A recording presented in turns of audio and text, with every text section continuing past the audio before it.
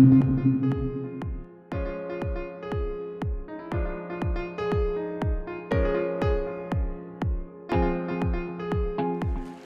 and gentlemen, welcome to the stage, Bruno Arizio!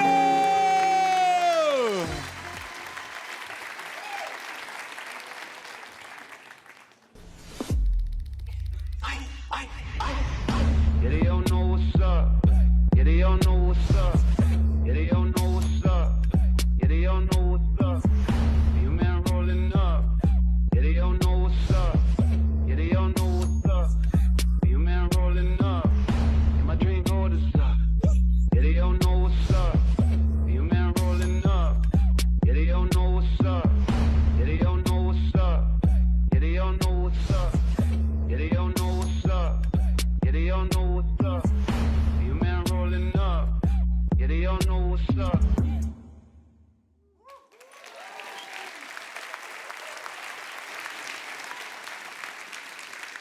Thank you all. Thank you all for for being here. Super excited, a little bit nervous. I'm not gonna lie. It is a bit intimidating, but I will pretend that there's no one here. I'm just gonna go right into it. As Pete just said, I'm Bruno Arizio. I'm the design director at Resn here in Amsterdam. Today I'm gonna try to make a talk about inspiration and creative process, which I think it's something that's very close to heart for many creatives. I believe a lot of people are mostly creatives here, so I think it's something that could be very exciting for you all.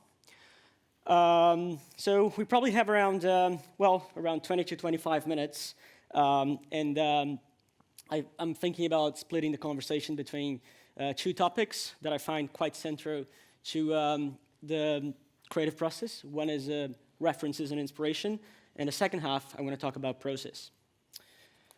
So I'm going to start with a very, very strong statement, brutal statement, isn't it? Aesthetics is just as important as function. I'm a graphic designer as a craft. I love visual stuff, and I just sometimes think that a lot of people in our industry spends too much time almost like using UX and strategy to drive design and direct things. I believe in something slightly different, that both of them should work side by side. I think most of all, in a world like we live in, with this massive cognitive overload of brands screaming for attention, having products and experiences that are really, really striking is something that's quite fundamental. So being able to bring that combination of aesthetics and usability is something that is quite important. I'm not saying that you shouldn't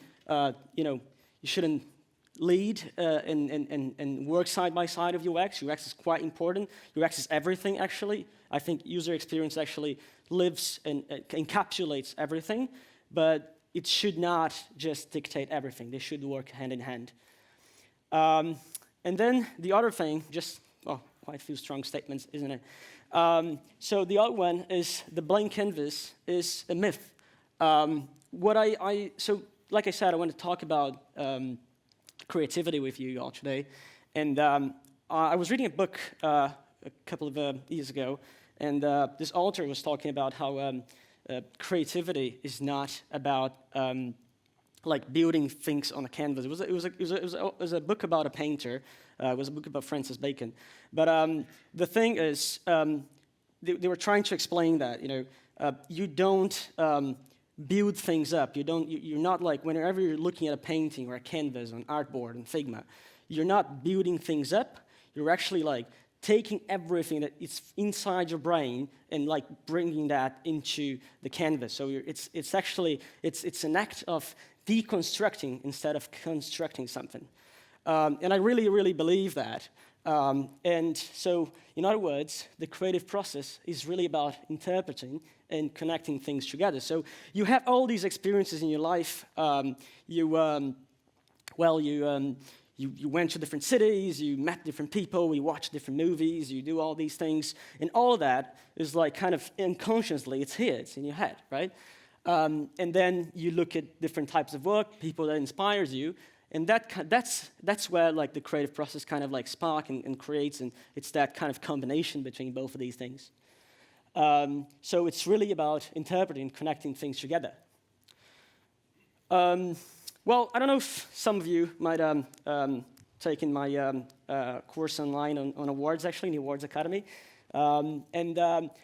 There I made a nod about these three things. Like, it's something that I just came up with. I don't know if there's anyone that talked about this before. Maybe they did. I have no idea. But this is just I was thinking about creativity and creative inspiration.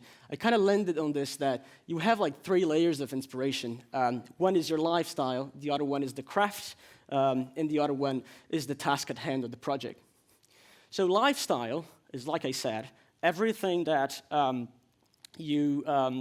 you combine from your life. It's like the music that you listen, it's the movies that you watch, it's the cities and the people and all these things. These are really inspiration for you. I mean, it acts very unconsciously in your mind, but it is. The other thing is the craft. The craft is all the design studios, the creatives, all the people in the industry that you like the work. Like, probably you're here because you like a lot of people that are talking here on stage. So this is the inspiration that you take from the craft, right? And I think that's really, really important to have those things and kind of like nurture them and build and construct and have a kind of like a conscious understanding of what those are. And the last one, of course, is the project, right? So whenever you are, in front of your computer thinking about how you are going to start, pushing pixels and building that landing page, that beautiful landing page that you are, you start thinking about it's the reference that you have side by side with you. And I tell you this, everyone works with references. Like, absolutely everyone uses reference to work. No matter how they tell you or what they tell you, references is really, really important for the creative process. And that's why I'm making an entire presentation about it, right? The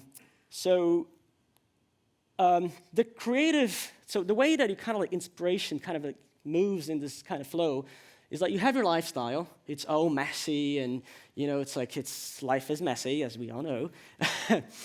and you basically have all these things. It's all this kind of background that you have, and you hardly can access them unconsciously, but it's really important if you can do that.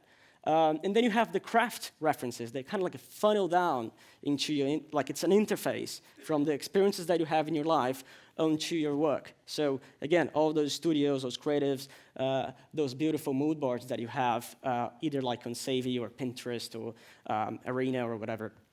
So it's quite important to understand this, because I think that when you start to understand, you start to like understanding what references you have in each stage. That simplifies a lot of things. And of course, you have the project, which is like the very kind of like the end of the funnel, which is the meticulously references that you're going to find for crafting that task.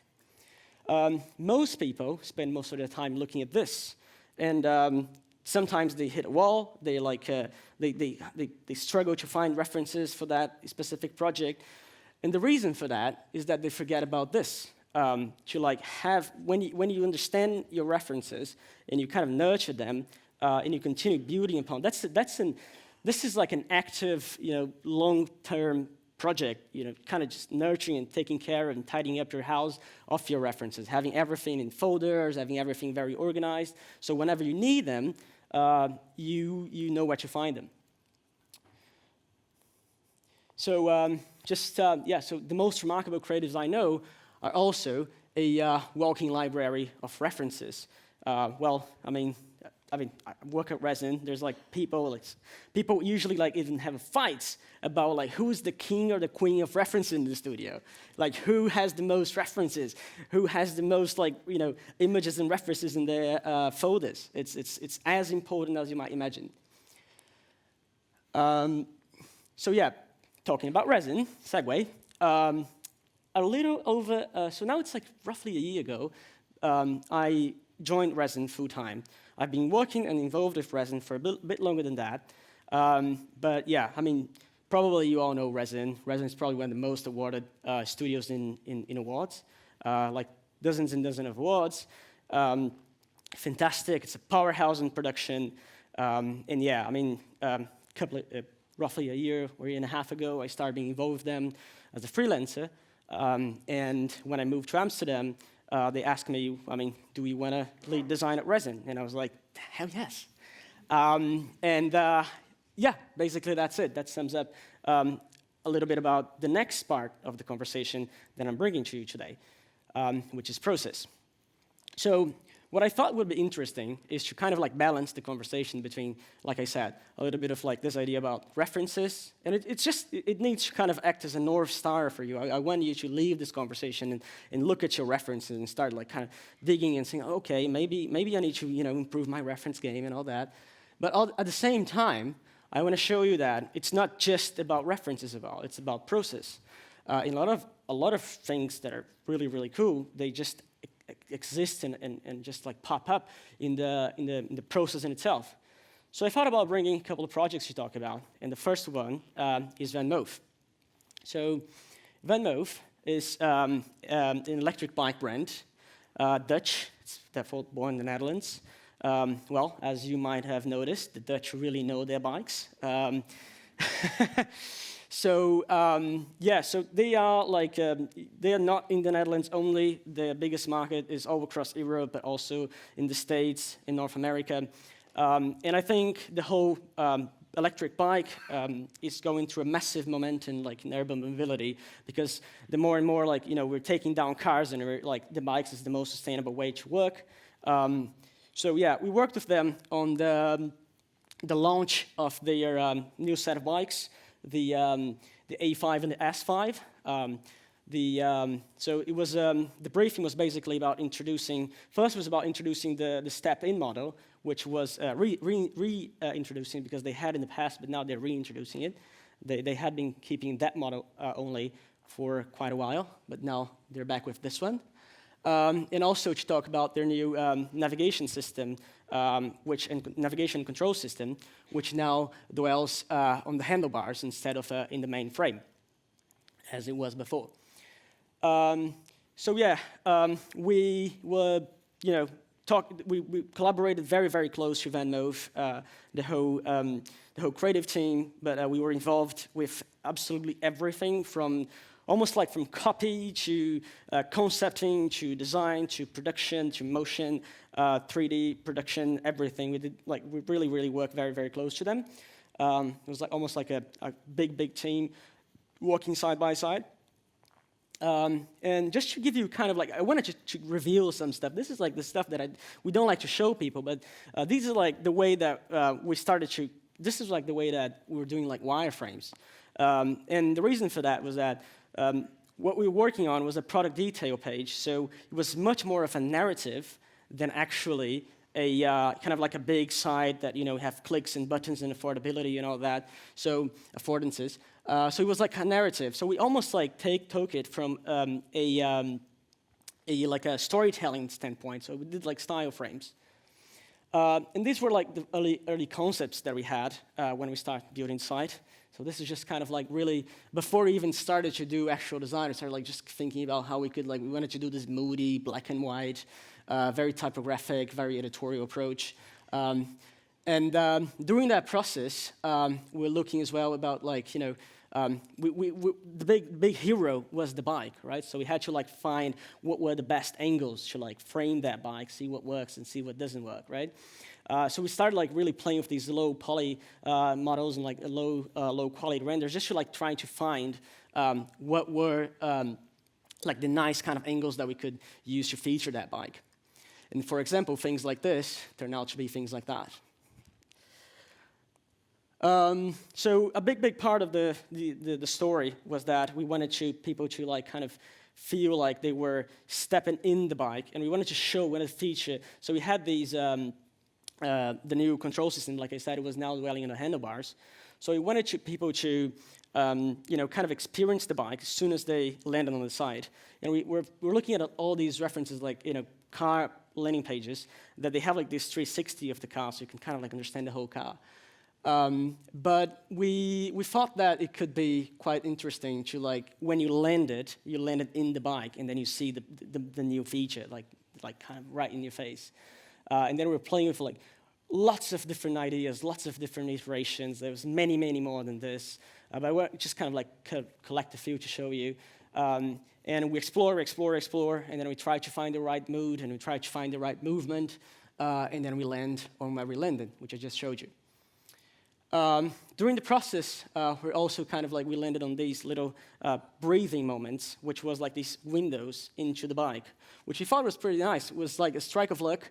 We were playing with these angles like I showed you before, and we knew that we were going to have these parallax images, so we were thinking what we could like move the bike slightly as you have these parallaxes.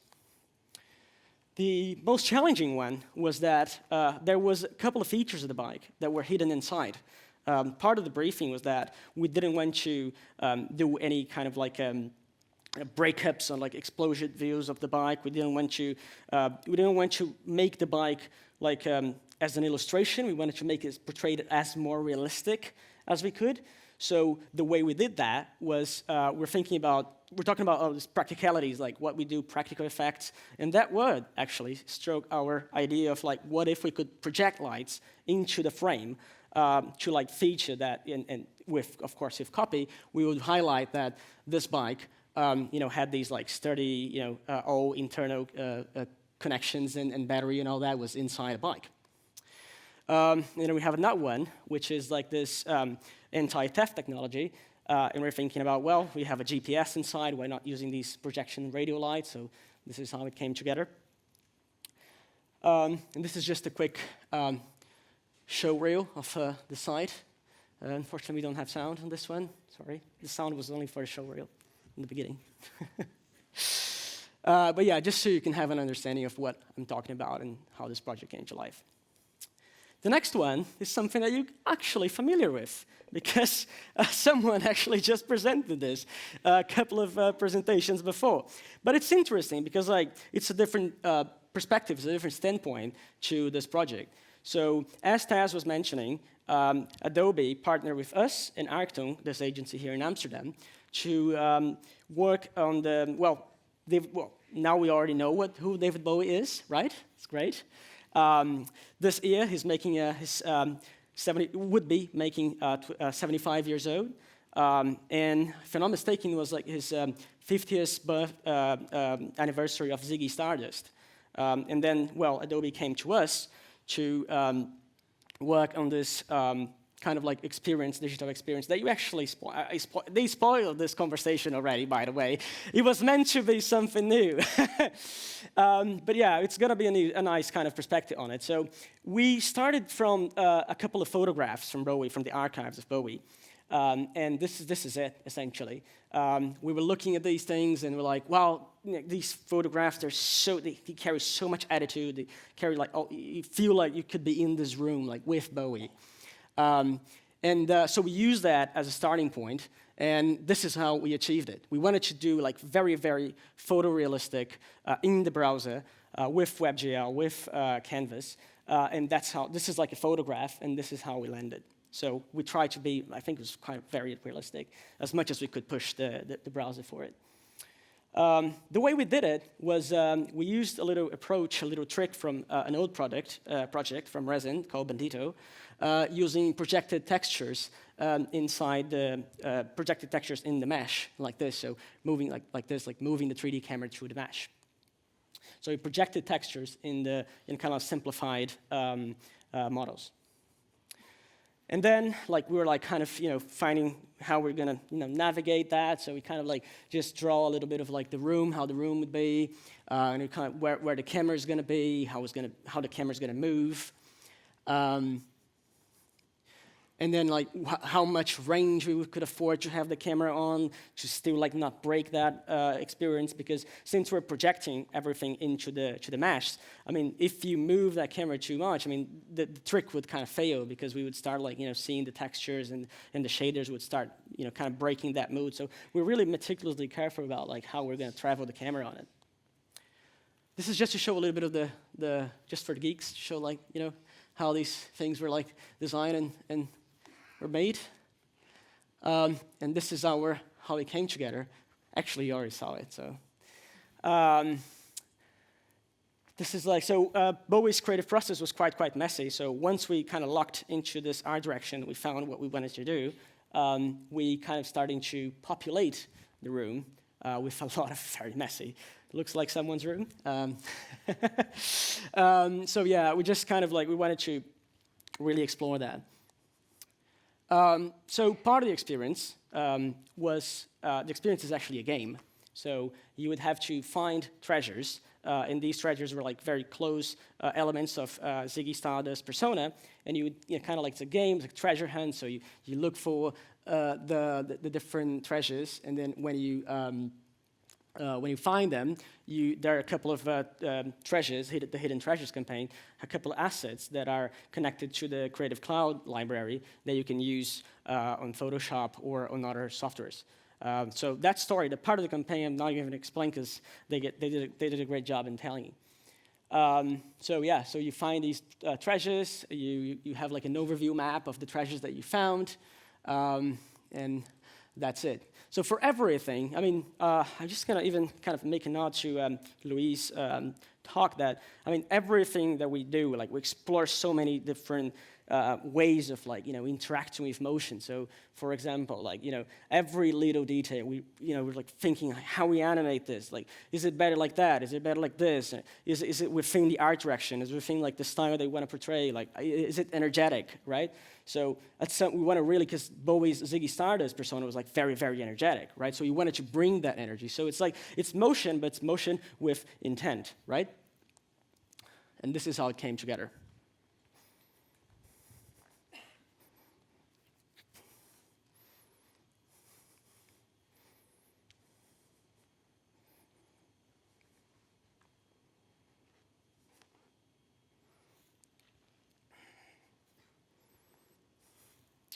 So I'm running a little bit out of time, so I'm just going to try and rush this one. So this is the Good Me project. This was actually my first ever project with Resn. It was not done here in Amsterdam. It was actually done in Wellington, in New Zealand. And actually, I was a freelancer at that time, working with them, and they invited me to work on this project. I was super happy of working with them. And it lives very close to heart for me because, well, first was my first project with these guys. And second, because like it touches something that I really, really like, which is typography, and it's much less 3D and a much more like a kind of a typographic editorial approach to design. Of course, probably you don't know Good Me. It's like a very small brand. They are they're a meat without taking a life or tearing down forests. So essentially, they are cell-based product. So it's meat cultivated in a lab and brought and kind of like, so they cultivate, they extract cells, they throw it in the bioreactor, they process it, and then it becomes meat with the same texture, the same taste, supposedly everything is the same. This is just to give you kind of like a bird's eye view of everything of the project. So the project is something that's quite marvel, it's quite new, no one knows about it. So we thought that we had to kind of like tear it apart into 3 different pillars. First one was purpose. We wanted because it's a very purpose-driven brand. It acts as a sustainability brand. The second one was the process, because it's something that people, it's hard for people to understand that. How do you eat meat without actually taking a life? And the last one was proof. So these are the first couple of tests and concepts that we started playing with. And I think, at least, that they all look fantastic and they're great.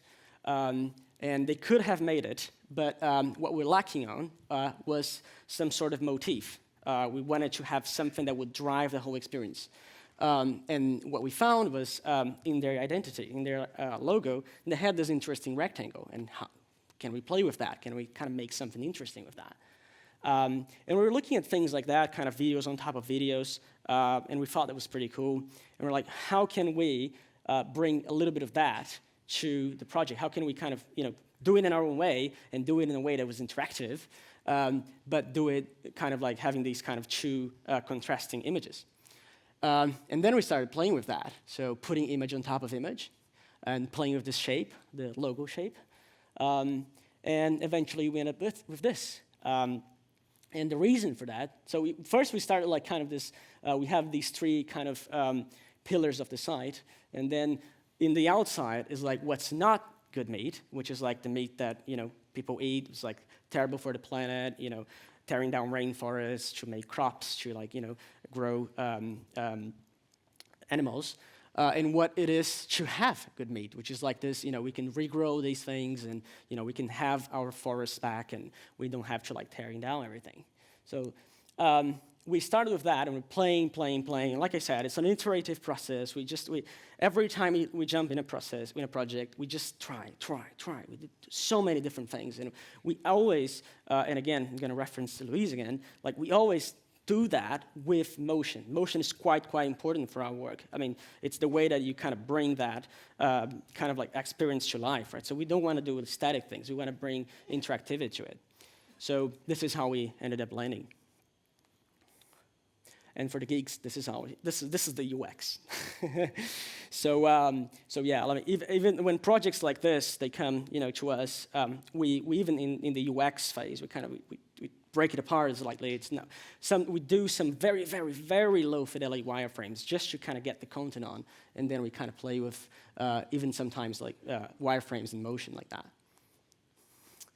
I'm gonna try to really run because I'm really off limit already. I'm just kind of 25 minutes over, pass it really quick.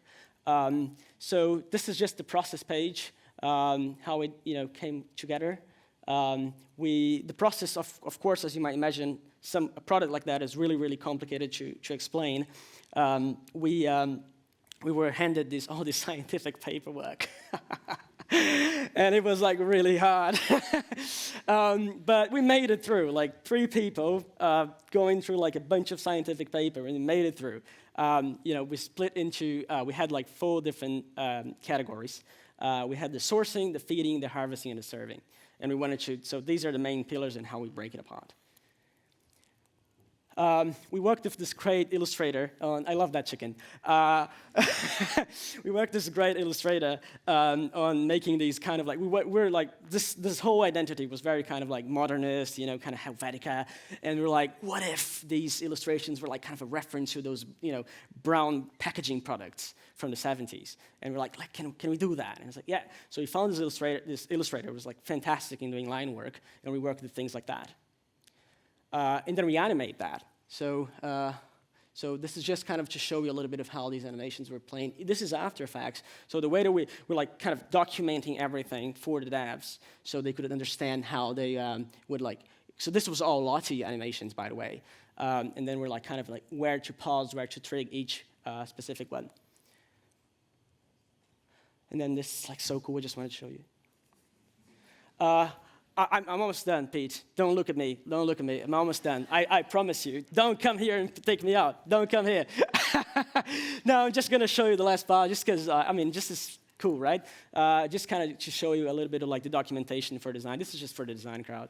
And then here's like, so we modularized every component and we put them all like that and laid out and then made like all the different, responsive modes. And this is just treat for your eyes. Thank you.